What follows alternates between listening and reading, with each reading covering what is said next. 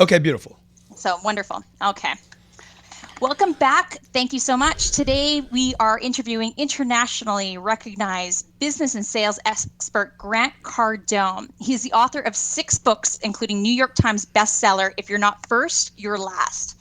Grant has worked with companies such as Google, Kawasaki, and AutoTrader, just to name a few. He also creates customized training programs for Fortune 500 companies, small businesses, and driven entrepreneurs like yourself. He's appeared on Fox News, Fox Business, CNBC, and MSNBC. You can read some of his materials on sites such as entrepreneur.com and Huffington Post. And his newest book, Be Obsessed or Be Average, is available today. Welcome, Grant. Well, thank you, Kim. I appreciate that nice intro. Thank you. So let's kind of get started on your newest book, Be Obsessed or Be Average. It comes out today. What can readers expect from this? Well, this is my 19th business program. I work with basically small business owners and large businesses. Everybody from we have partnerships with Facebook and LinkedIn and Google. I've worked with the U.S. military on their recruiting programs. I mean, I've worked with some really, really large employers. And I've worked with companies that have maybe 1 or 2 employees or even maybe none, and they're trying to grow their business. The number one thing that we do is I help companies grow businesses. I don't work on expenses. I don't, we work on how do I convert low-hanging fruit to revenue. And this book is really about the underlying thing that's driving the individual or the small business owner or the large business owner or the Google to grow their business, and it's obsession. You have to be all in obsessed. And if you look at the players on this planet that are the biggest game changers, the Elon Musk, okay, the Googles, the Facebooks, the people that are really making a difference, the new technology, artificial intelligence and research that people are doing, or small business owners that make it to the middle and then get big, they're all obsessed. They're all in all the time, men, women, all ages. And it's like, how do I tap into that thing that drives me, that keeps me up, that keeps me full, where I don't have to eat, I don't know what time it is, I don't need to sleep, and I look up and it's 2 o'clock in the morning, and I can't even sleep once I go to bed. So that's what we're showing people, how to tap into that thing and giving them permission to tap into that obsession, that genius that that I believe all people have, and that's helped me grow 5 businesses now. Yeah, absolutely. And I know like from a lot of like entrepreneurs and small business owners, I mean, they definitely have that obsession, that hunger right at the very beginning. But over time, they kind of, lose it, or it starts to wane a little bit. I mean, what kind of advice would you give somebody that is kind of at that point where, they feel like they are running the hamster wheel? Well, because and I talk about it in the book, is that people don't have one purpose, And we're told that a lot. Find your one purpose. Find that one thing you love to do. There is not one thing that will fill you up. Okay? At least this is the case with me and a bunch of highly successful people that have mentored me, that I've learned from, that I've studied, and I know in my own situation, I have been most unhappy when I was not adding things on my plate. Mm-hmm. And unfortunately, throughout my entire career, starting with the first business and even before that, it's when I am adding things to my plate that I am most excited, not when I have conquered the one thing on my plate. Okay? Yeah, absolutely. I talk about this in a chapter of the book. You can be a big fish in a small pond if you want to. You're going to die right there.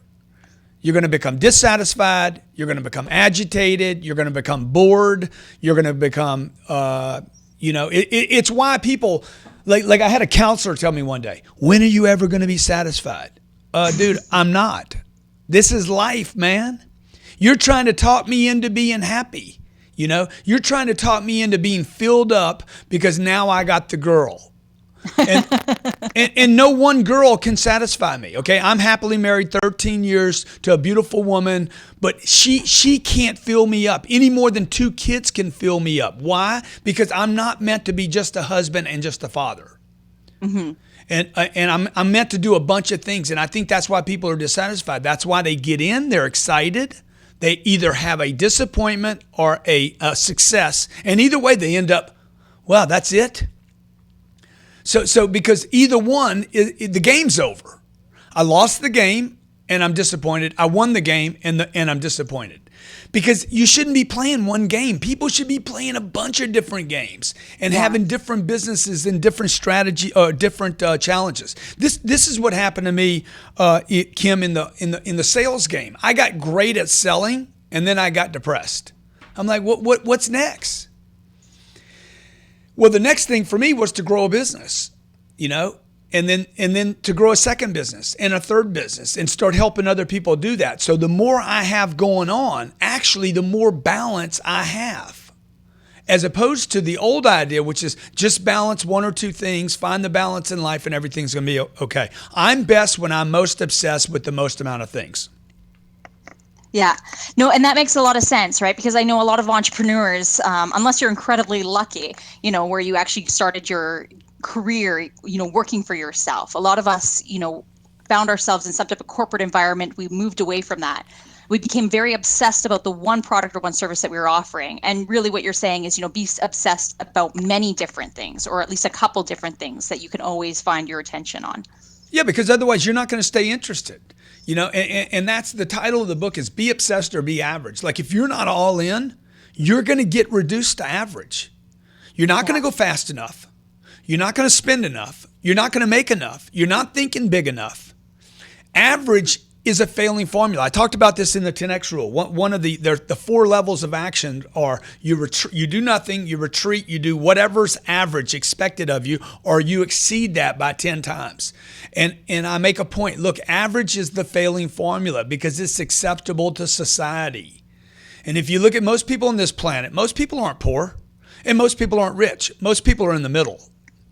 And the middle is what's crushing, the middle business, okay?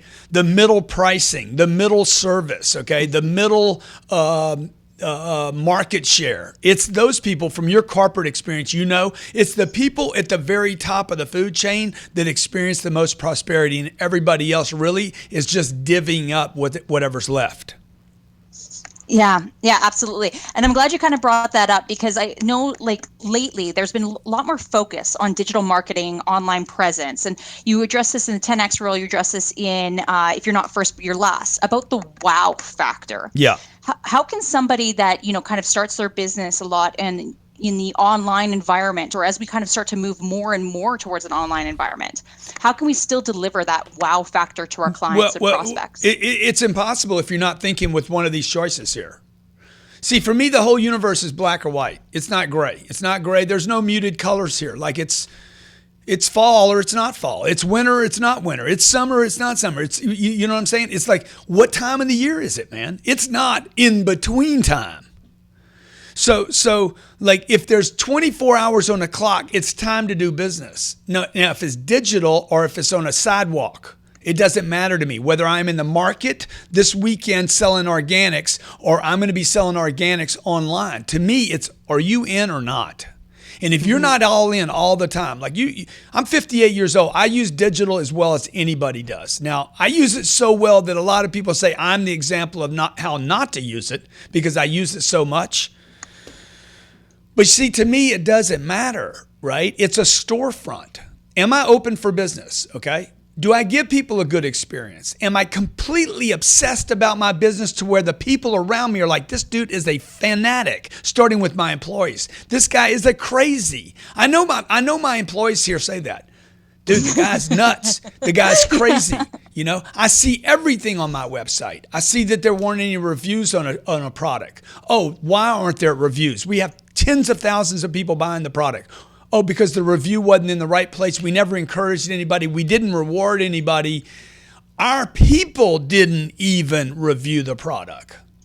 Oh, why didn't my people review the product? Because they never looked at the product, because my own department has not seen the product. So how can I expect other people to review it if my own people haven't even watched it, looked at it, read it? So it starts with being obsessed. I mean, like every cell in your body, right? 80 billion cells.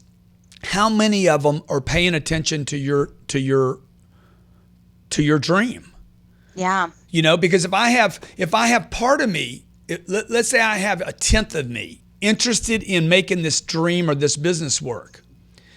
And that means I have 70 billion cells in my body all doing some other stuff. I need to get everything coordinated and saying, hey, this is what we're doing. Not to mention, what about my wife and the kids?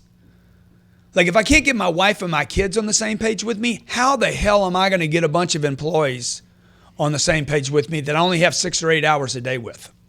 Yeah.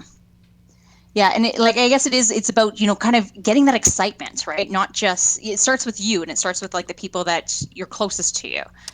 In order to get them really excited. Yeah, and I think it takes more than excitement, and more than, the popular word today is hustle. Yeah. Hustle. Grind. I hear all these very male terms. I'm like, yeah, dude, all that's good and everything, but if you're not obsessed, like this needs to go down into bone marrow. and this is a really important message for small entrepreneurs, solopreneurs, people that own a business with no employees. No offense to you, but you will never make it as a solopreneur. It is impossible, virtually impossible. You're going it alone against the entire planet. Mm-hmm.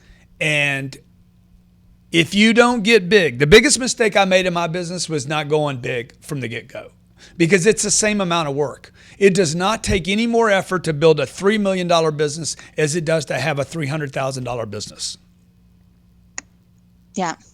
Yeah. And that's actually, it's a lot what we talk about in my programs and everything is about investing in yourself, investing in your company early on, because those investments, pay off, whether that is, hiring your first levels of employees, right? Getting the training that you need to, whatever that looks like, in order to know that, you're looking at what is the long-term vision of the company. And totally. Like people tell me, hey, employees cost money. I can't find good people. I end up having to do it all myself. I lose them once I train them. Those people don't cost money. That's part of the business game. Mm-hmm. How can you be in a business if you don't have people that disappoint you?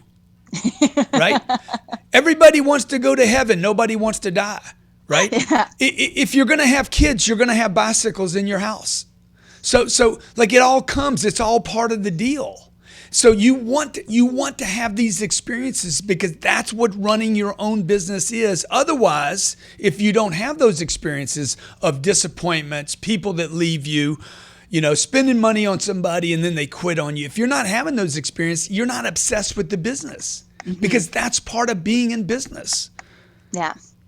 Yeah. And I mean, that also thinks about when you're trying to invest, right? As an entrepreneur and everything, oftentimes, we need to invest, but, we go into these price-based conversations, right? Where we're so happy to have any business that we're able to start dropping our prices. I know you mentioned this as well into sell or be sold, yeah. Right? And for entrepreneurs that actually have a limited product selection, yeah. Instead of looking at kind of selling an even more expensive product, how can they actually give more value at a higher price point? Well, this is a great question, by the way, and I can tell you know what you're talking about. I do a lot of interviews, but you've hit on some really big things. First of all, the limited product selection is the problem. Like if you're getting beat, and you're going to get beat, okay? If you have one product, you're going to get beat in the marketplace, because there will always be someone that undersells that product, okay? There will always be somebody that creates a version of what you have. Now, I know the guy's like, but it's not the same thing. It looks like the same thing, okay? It's a red door, okay? I understand yours is made of titanium with indestructible nuclear molecular makeup and it weighs nothing. But the point is, when I'm looking particularly digitally, okay, and you don't have a storefront, you would never have a store with one product in it, right? Mm-hmm. So let's say you're digital and you got this one, but you see, I just see a door.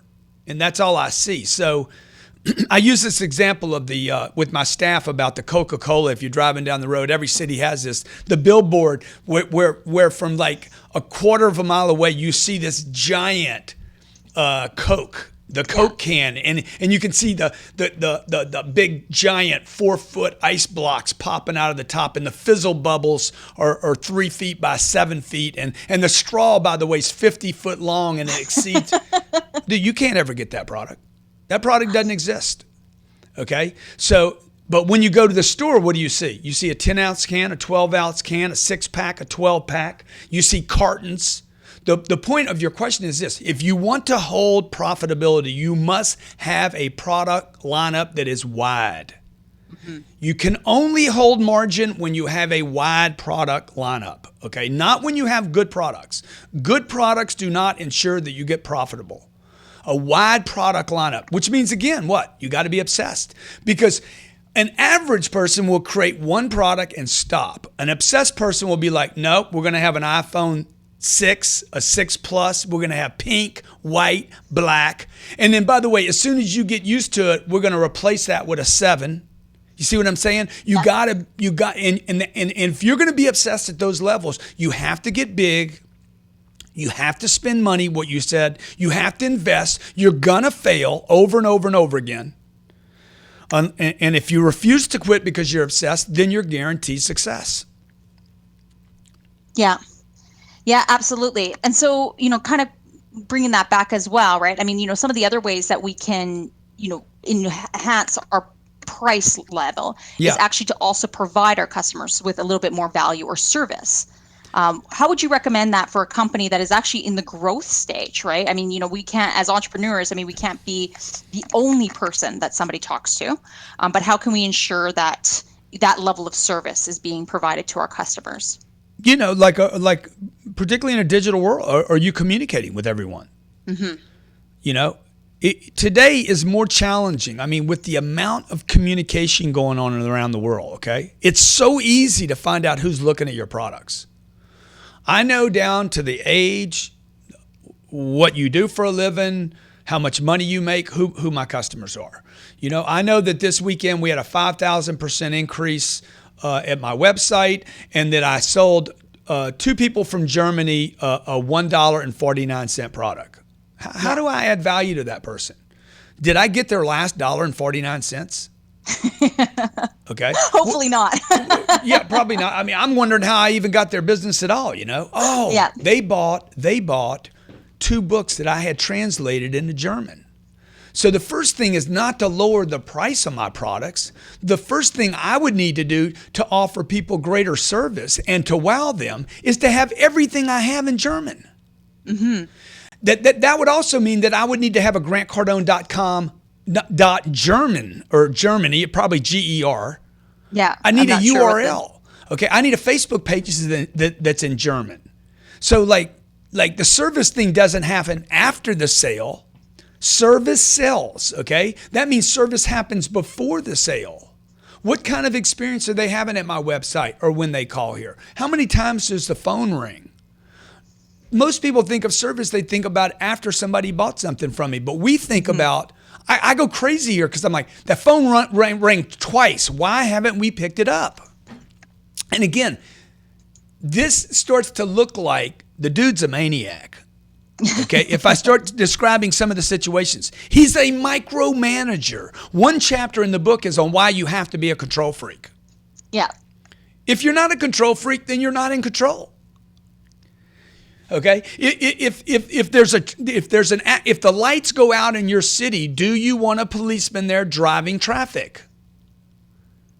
I want somebody in control. Okay, if something crazy happens at the mall, I need somebody to take control. If there's a fire in the building, someone must take control. And if somebody's going to grow your business and provide great service and be profitable and grab market share, somebody at your office must be obsessed with control, because money follows control.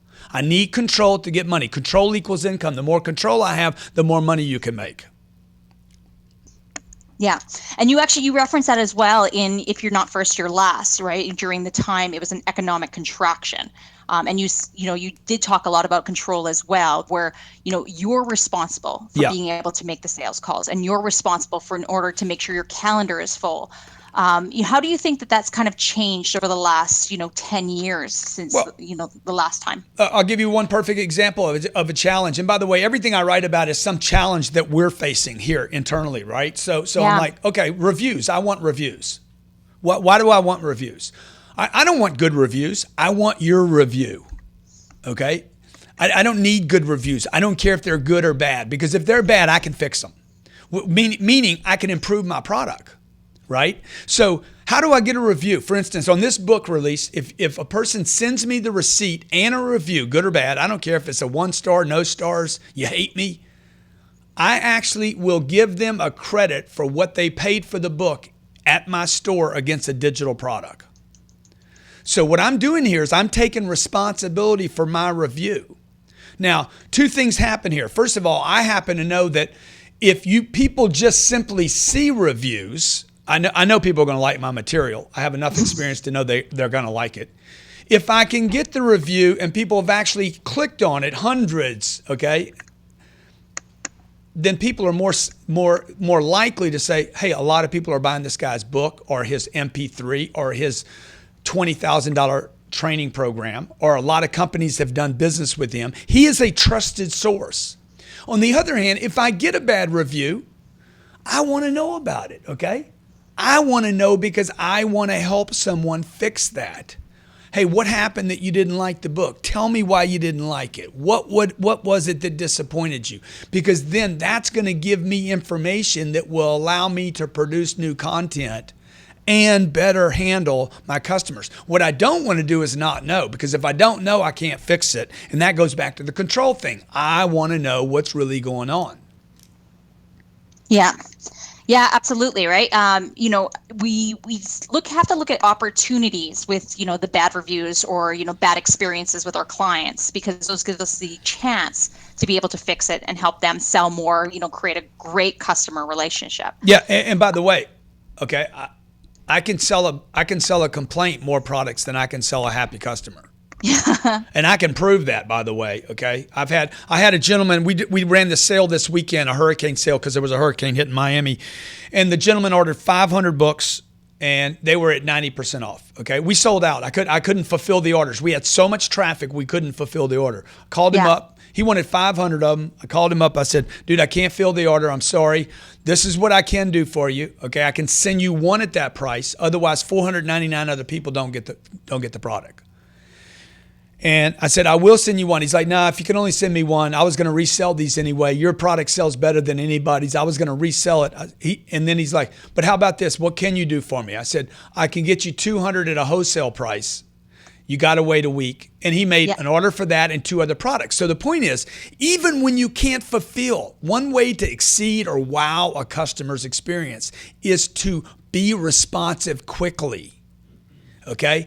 I take the bad stuff first every day. Give me the bad stuff. Let me get it out of the way as fast as I possibly can, deal with it as quickly as possible. And that really shocks people, because when they see speed on top of a complaint, they see you're not scared of it. Yeah. And they see you're willing to confront it. Yeah. And you've obviously had a lot of success, growing your businesses and everything else. Can you tell me a time when you had let's talk about an epic failure and what you possibly learned from that? Well, gosh, how much time do we have? I only need one. I've had so many failures that it's a great question, because people don't ask this question much. But most of the failures, when I think about failures, I don't think about an event. Like 2009 was, it cut my businesses in half when the economy collapsed. Mm-hmm. My first business took 36 months to make 30 grand. I see people making, to say they make $30,000 in a day working from home. I'm like, wow, man, I don't know what these people are doing. They're either lying to people or they know something I don't know, because it took me 30 grand to make, it took me 3 years to make my first $30,000. So after that, it got really good. But the failures that I think about, Kim, are the ones of long duration. Like they're the same problems over and over again. The amount of time it takes to get something right. How long it took me to actually get anybody to even know my name. I mean, there's so many failures that I've had. Probably one of the biggest ones, as I sit here and talk about it, is my inability, my apparent inability to have a breakthrough on TV. I've had a number of TV shows. The Turnaround King, it got bought and then dropped.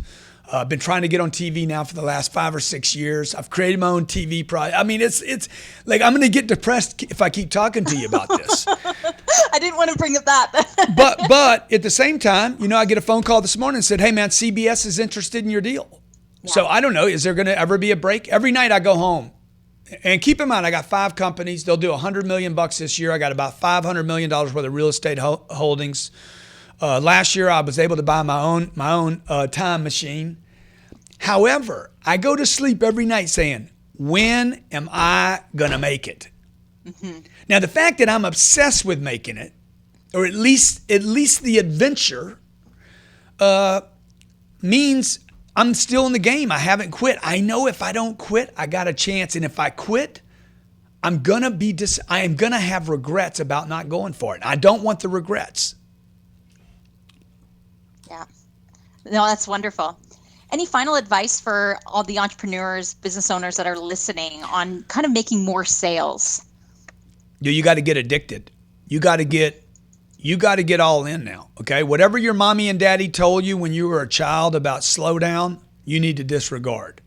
Whatever anybody's told you, Dr. Phil or Dr. Ed or Skippy told you about balance, you need to give it up, because you cannot tell me one person on planet Earth that has balance, that has what you want. Okay? Yeah. The people that are making a difference on this planet, the Cubans, the Musk, the Jobs, okay? The people that are making big scores are obsessed. They're all in. They think about sales respectively, not negatively. They want to saturate their clients with products. They market like beasts. They promote constantly. And if you're thinking about anything else, okay, you're on the wrong page. You're being influenced by people. I mean, I had a guy tell me the other day, you market too much. You promote too much. I'm like, man, yeah, I'm with you, bro. I'm with you. What's your revenue? Okay. He's got one company. He does social media, and his revenue is about $4 million a year. So he's giving the wrong guy advice on what marketing and promotion looks like. Mm-hmm. Because if I don't market and I don't promote, people don't know me. Yeah. And if people aren't saying that if people are not complaining about how much you market, how much you promote, you're not marketing and promoting enough. And that's where sales start. People have to know me before they can flow me. Perfect example is the Kardashians. Okay? Yeah. Everybody knows this family and they don't even have a product to sell. That's true. They're doing well though. they're committed. They're obsessed with the brand. Yeah. And like them or hate them, you know them. Look at Donald Trump. Okay, completely committed to the brand. You like him or don't like him, we know who he is. Yeah. Awesome, Grant. Where can people get in your newest book, Be Obsessed or Be Average? Well, I'll tell you what, Barnes & Nobles has autograph copies. If you want an autograph copy, you can get it there. I think it's $18 there at Barnes & Noble. Any other website, Target, Amazon, Books A Million, they have books. They're not signed. Either way, wherever you buy the book, it doesn't matter to me where you buy the book. Just get the book, because I guarantee it's a game changer for you, your family, and your employees. Send me a receipt of when you write a review, good or bad. Send me a receipt. I'll give you a credit at my store for the amount you spent on the book against any digital product. I just want to know, liked it, loved it, didn't like it. And anybody that buys the book, I'm giving away 13 free coaching sessions. Send the review, the receipt to obsessed@grantcardone.com, and the coaching sessions, 13 weeks, start on the 13th of this month. Awesome. Thank you so much for being my guest today, Grant. It was a pleasure talking to you. I know my listeners, as well as me, I'm pumped and I'm excited, and I know everybody's going to feel the exact same way. Hey, Kim, thank you so much. Appreciate what you're doing, all right? Have a great day. Okay.